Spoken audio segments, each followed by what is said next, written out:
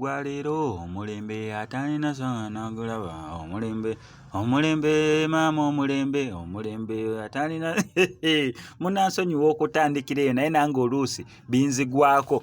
Ntunuulidde ebifaananyi bino biri mu kubeera nga bitrendinga ku social media platforms ez'enjawulo, naye mwana wattu ekinzijidde mu obwongo bwange bubadde ng'obulaba ka firimu ka Science Friction aka VJ Junior ne busootinga.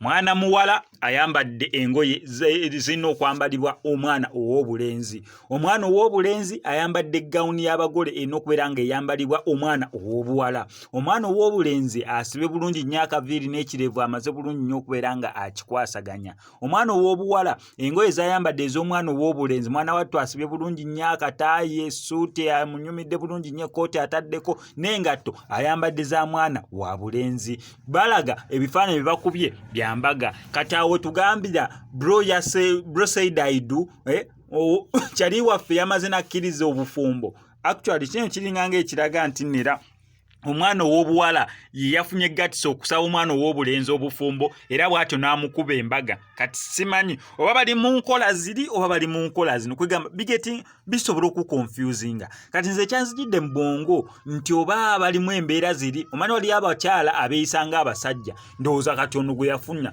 ng'ate waliyo abasajja abeeyisa ng'abakazi ndowooza ono gwe yafuna, gw'ate munnange weyambalidde wedding gown. Kati abo beefuna n'ebeera good combination, okitegeera.